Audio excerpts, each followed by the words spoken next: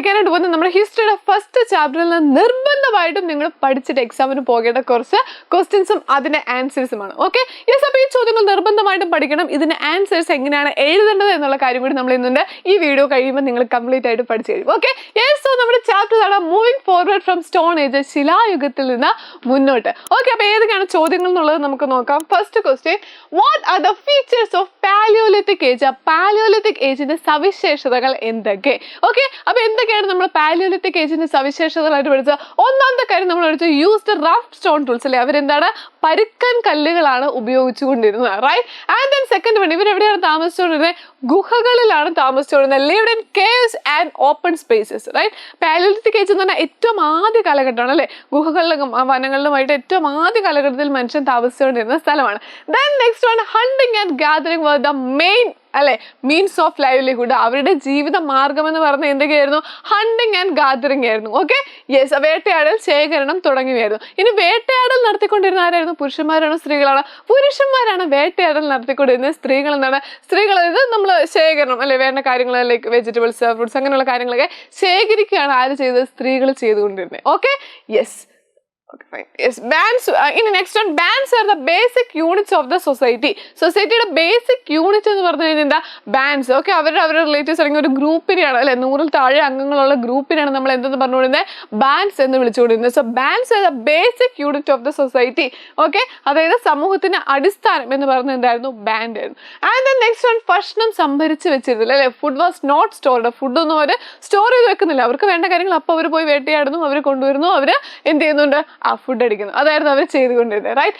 Nomadic life prevailed. എന്താണ്? നാടോടി ജീവിതമാണ് അവർ നയിച്ചുകൊണ്ടിരുന്നത് അല്ലെ, അവരുടെ ജീവിതം എന്തായിരുന്നു?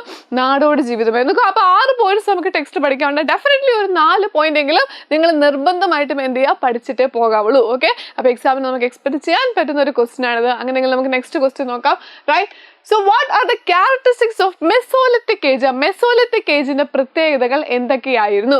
ഓക്കെ, മധ്യശിലായുഗത്തിലെ മനുഷ്യ ജീവിതത്തിന്റെ സവിശേഷതകൾ എന്തൊക്കെയായിരുന്നു? അപ്പൊ പാലിയോലിത്തിക് എന്ന് മാറി മെസോലിത്തിക് എത്തിയപ്പം എന്തായിരുന്നു അവരുടെ ലൈഫിലുണ്ടായ ചേഞ്ചസ്? ഒന്നാമത്തെ കാര്യം നമ്മൾ കണ്ടു, അവർ ഉപയോഗിച്ചിരുന്ന സ്മോൾ സ്റ്റോൺ ടൂൾസ് ആണ്. സ്മോൾ സ്റ്റോൺ ടൂൾസിനെ നമ്മൾ എന്താണ് വിളിച്ചുകൊണ്ടിരുന്നത്? മൈക്രോലിത്സ് എന്നാണ് വിളിച്ചുകൊണ്ടിരുന്നത്. മൈക്രോലിത്തുകൾ അഥവാ സൂക്ഷ്മ ശിലായുഗങ്ങളുടെ ഉപയോഗം. സ്മോൾ സ്റ്റോൺ ടൂൾസ് ആണ് ഉപയോഗിച്ച് അതിന് നമ്മൾ മൈക്രോലിത്സ് എന്ന് വിളിച്ചുകൊണ്ടിരുന്നു. Right. Next one, indication of domestication of animals അല്ലെ, മൃഗങ്ങളെ ഇണക്കി വളർത്താൻ തുടങ്ങിയത് ഈ ഒരു കാലഘട്ടത്തിലാണ്. ഓക്കെ, മധ്യശിലായുഗത്തിലാണ് ഇവർ മൃഗങ്ങളെയൊക്കെ ഇണക്കി വളർത്താനായിട്ട് തുടങ്ങിയത്. ദെൻ നെക്സ്റ്റ് കണ്ടു നമ്മൾ എന്താണ്? Apart from hunting and gathering. ഹണ്ടിങ്ങും ഗാദറിങ്ങും നമ്മൾ പാലിയോലിത്തിക് ഏജിൽ കണ്ടു. അതിൽ നിന്ന് പിന്നെ എക്സ്ട്രാ അവർ ചെയ്യുന്ന കാര്യം എന്താ? ഫിഷിങ്ങിലേക്ക് അല്ലെ, എന്ത് ചെയ്യുന്നുണ്ട്? അവർ ഫിഷിംഗ് തുടങ്ങിയ ആക്ടിവിറ്റീസിലോട്ട് കടക്കുന്നത് മധ്യശിലായുഗത്തിലാണ്.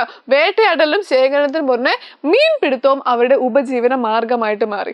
Okay, now next one is the division of labour based on the gender. എന്ത് ചെയ്യുന്നുണ്ട്? മൃഗങ്ങളെ ഇണക്കി വളർത്തുന്ന സൂചനകൾ കാണുന്നുണ്ട്. And then division of labour അല്ലെ, നമ്മൾ എന്താണ് കാണുന്നത്? സ്ത്രീകളും പുരുഷന്മാരും, സ്ത്രീകൾ ഇന്ന ജോലികൾ ചെയ്യുക, പുരുഷന്മാർ ഇന്ന ജോലികൾ ചെയ്യുക, അങ്ങനെ ഒരു ലേബറിൽ ഒരു ഡിവിഷൻ കാണുന്നത് എവിടെയാണ്? മധ്യശിലായുഗത്തിലാണ് സ്പെസിഫിക് ആയിട്ടുള്ള ഒരു ഡിവിഷൻ നമ്മൾ കാണുന്നത്. ഓക്കെ, ലിംഗ അടിസ്ഥാനത്തിൽ തൊഴിൽ വിഭജനം.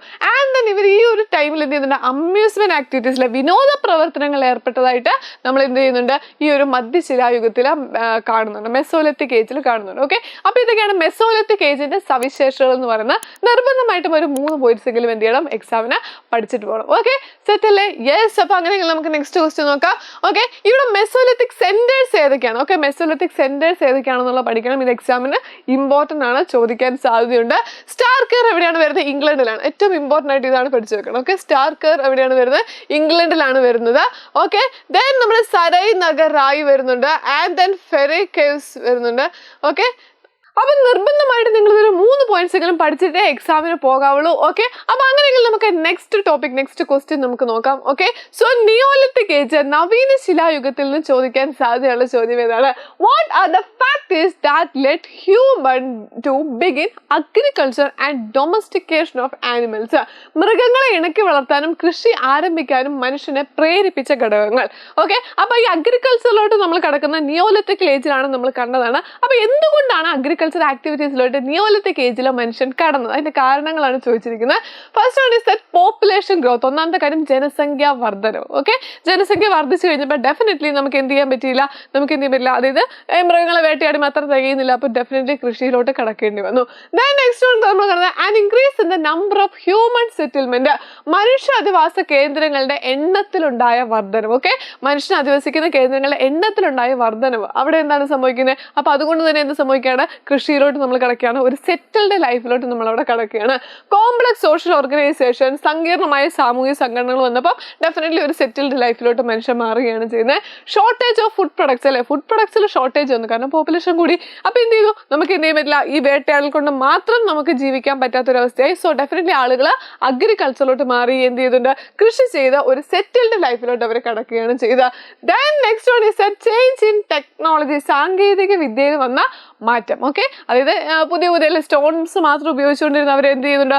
ബോൺസ് ഒക്കെ ഉപയോഗിച്ച് എന്ത് ചെയ്യുന്നുണ്ട്? പല പല ടൂൾസ് നിർമ്മിക്കാൻ തുടങ്ങി. അപ്പൊ അതെന്ത് ചെയ്തു? കൃഷി ആവശ്യത്തിന് വേണ്ടി ഉപയോഗിക്കാം എന്ന് അവർക്ക് തോന്നി. അങ്ങനെ അവർ ഓരോരോ എക്സ്പെരിമെന്റ്സ് എന്ത് ചെയ്തിട്ടുണ്ട്? അഗ്രികൾച്ചറിലോട്ടും പിന്നെ എന്ത് ചെയ്തിട്ടുണ്ട്? മൃഗങ്ങളെ ഇണക്കി വളർത്താൻ തുടങ്ങി. ആൻഡ് ദെൻ ഒരു സെറ്റിൽഡ് ലൈഫിലോട്ട് അവർ എവിടെ കിടക്കുകയാണ്? നിയോലിത്തിക് ഏജിൽ അവരൊരു സെറ്റിൽഡ് ലൈഫിലേക്ക് കടക്കുകയാണ് ചെയ്തത്. Okay, now next question, compare early Vedic age and later Vedic age.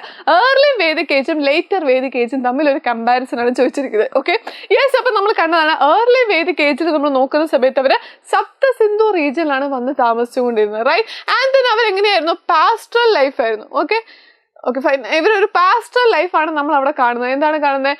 അതായത് ലൈക്ക് അവർ മൃഗങ്ങളെ ഇണക്കി വളർത്തി, അല്ലെങ്കിൽ മൃഗങ്ങളെ എന്ത് ചെയ്യുകയാണ്? മെയ്ത് നടക്കുക, അങ്ങനെ ഒരു പരിപാടിയായിരുന്നു. അഗ്രികൾച്ചറിലോട്ട് കടന്നില്ല. പക്ഷേ ലേറ്റ് വേദിക് പീരിയഡിലോട്ട് വന്നപ്പോൾ അവർ എന്ത് ചെയ്യുന്നുണ്ട്? അവർ ഗാംഗറ്റിക് പ്ലെയിൻസിലാണ് സെറ്റിൽ ആയത്. ആൻഡ് ദെൻ അവർ എന്ത് ചെയ്യുന്നുണ്ട്? ഒരു അഗ്രികൾച്ചറിലോട്ട് മാറിയ ഒരു സെറ്റിൽഡ് ലൈഫാണ് നമ്മളവിടെ കാണുന്നത്. Agriculture was given importance and settled life. പിന്നെ നമ്മൾ കണ്ട ഒരു ഇമ്പോർട്ടൻറ്റ് പോയിന്റ് ആണ്, ഇവിടെ സ്ത്രീകൾക്ക് എന്ത് ചെയ്യുന്നില്ല?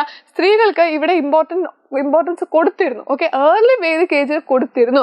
Comparatively higher status for women. But at the same time late Vedic ഏജിൽ വരുമ്പോഴാണ് എന്ത് ചെയ്യുന്നത്? സ്ത്രീകളുടെ ഈ സ്റ്റാറ്റസ്, ഈ പദവി ഡിക്ലൈൻ ചെയ്തതായിട്ട് നമ്മൾ കാണുന്നത്. ഓക്കെ, നൗ ഇവിടെ നമ്മൾ അഗ്രികൾച്ചർ ചെയ്തുകൊണ്ട് തന്നെ ഇവിടെ അയൺ ടൂൾസ് ഒക്കെ നമ്മൾ ഉപയോഗിക്കുന്നതായിട്ട് നമുക്ക് കാണാൻ പറ്റും. ഇവിടെയാണെങ്കിലും അഗ്രികൾച്ചറോട് നമ്മൾ കടന്നില്ല, right? The forest was clear and burn for cultivation. അപ്പം ഏർലി വേദിക് ഏജിൽ ഫോറസ്റ്റ് ക്ലിയർ ചെയ്ത് കൾട്ടിവേഷനോട്ടൊക്കെ ആരംഭിക്കുന്നുള്ളൂ. ബട്ട് ലേറ്റർ വേദിക് ഏജിലോ അയൺ ടൂൾസ് തുടങ്ങിയ പുതിയ പുതിയ ടൂൾസ് നമ്മൾ എന്ത് ചെയ്യുന്നുണ്ട്? ഇൻവെന്റ് ചെയ്യുന്നതായിട്ട് നമ്മൾ കാണുന്നുണ്ട്. ഓക്കെ, നൗ ഇവിടെ നമ്മൾ കാണുമ്പോൾ എന്താ കാണുന്നത്? സൊസൈറ്റിയിൽ പല ട്രൈബൽ ഗ്രൂപ്പ്സ് ഉണ്ടായിരുന്നു. ട്രൈബൽ ഗ്രൂപ്പ്സിലെ ഫാമിലി ഹെഡിന് എന്ത് ചെയ്യാം? യാഗങ്ങളൊക്കെ നടത്താനായിട്ട് എന്ത് ചെയ്യാം? അവർക്ക് പെർമിഷൻ ഉണ്ടായിരുന്നു. അപ്പൊ ഫാമിലി ഹെഡാണ് എന്ത് ചെയ്ത് ഈ യാഗങ്ങൾ, ചടങ്ങുകൾ, യാഗങ്ങൾ നടത്തുക, അങ്ങനെയുള്ള കാര്യങ്ങൾ ചെയ്തുകൊണ്ടിരുന്നത്. ആൻഡ് ദെൻ എന്തിന്റെ പ്രകൃതിനെയാണ് അവർ വർഷിപ്പ് ചെയ്തുകൊണ്ടിരുന്നത്. ഓക്കെ, പ്രകൃതി ശക്തിനെയാണ് അവർ വർഷിപ്പ് ചെയ്തുകൊണ്ടിരുന്നത്. ബട്ട് ലേറ്റർ വേദിക് ഏജിലേക്ക് നമ്മൾ കിടക്കുമ്പോൾ അവിടെ വർണ്ണ സിസ്റ്റം ഒക്കെ വന്നിരുന്നു. അവിടെ പലതരത്തിലുള്ള ഡിസ്ക്രിമിനേഷൻ, അല്ലെ ഹയർ കാസ്റ്റ്, ലോവർ കാസ്റ്റ്, അങ്ങനെയുള്ള വ്യത്യാസങ്ങൾ കാണാൻ പറ്റും. പ്രിവിലേജ്ഡ് ആയിട്ടുള്ള ഹയർ ക്ലാസ്സിന് മാത്രമേ അവിടെ എന്ത് ചെയ്യാൻ പറ്റുള്ളൂ? യാഗങ്ങൾ നടത്താനായിട്ട് അവിടെ പെർമിഷൻ ഉണ്ടായിരുന്നുള്ളൂ. ഓക്കെ, അപ്പോൾ കുറേ പോയിന്റ്സ് ഉണ്ട്. ഡെഫിനറ്റ്ലി ഒരു 4 പോയിന്റ്സ്. ഓക്കെ, 4 പോയിന്റ്സ് എങ്കിലും എന്ത് ചെയ്യുക? എക്സാമിന് പഠിച്ചിട്ട് പോവുക. Comparison between later Vedic period and early Vedic period. Okay, set ആണല്ലോ. ദെൻ നെക്സ്റ്റ് ക്വസ്റ്റ്യനിലേക്ക് നമുക്ക് നോക്കാം. What is the term chalcolithic refers to? Chalcolithic എന്ന പദം എന്താണ് സൂചിപ്പിക്കുന്നത്? സ്റ്റോൺ ആൻഡ് അയണേജ് ആണോ? ബ്രോൺസ് ആൻഡ് അയണേജ് ആണോ? കോപ്പർ ആൻഡ് സ്റ്റോണേജ് ആണോ? മെറ്റൽ ആൻഡ് സ്റ്റോണേജ് ആണോ? ഓക്കെ, ശിലായുഗവും ഇരുമ്പ് യുഗമാണോ? വെങ്കലവും ഇരുമ്പ് യുഗവുമാണോ? ചെമ്പ്, ശിലായുഗം, ലോഹവും ശിലായുഗവും. ഇതിൽ ഏതാണ് ആൻസർ ആയിട്ട് വരുന്നത്? ചാലിയോലിത്തിക് ഏജിൽ ഏതാണ് ഉപയോഗിച്ചത്? കോപ്പർ ആൻഡ് സ്റ്റോൺ, അല്ലെ? ചെമ്പും അതുപോലെ ശിലായുഗവുമാണ് എന്ത് ചെയ്തത്? നമ്മൾ ഉപയോഗിച്ചതായിട്ട് കാണുന്നത്. ഓക്കെ, ചെമ്പും അതുപോലെ ശിലായുഗവും ഉപയോഗിച്ചിരുന്നതായിട്ടാണ് ഏത് ഏജിൽ കാണുന്നത്? ചാലിയോലിത്തിക് ഏജിൽ കാണുന്നത്. ഓക്കെ, ക്ലിയർ ആണല്ലോ? അപ്പൊ നിർബന്ധമായിട്ടും ഈ ചോദ്യങ്ങൾ നിങ്ങൾ പഠിച്ചിട്ട് എക്സാമിന് പോകാവുള്ളൂ. ഓക്കെ, അപ്പൊ എക്സാമിന് അടിപൊളിയായിട്ട് പഠിക്കുക. വീഡിയോ ഇഷ്ടപ്പെട്ടെങ്കിൽ താഴെ കമന്റ് ചെയ്യുക. Thank you.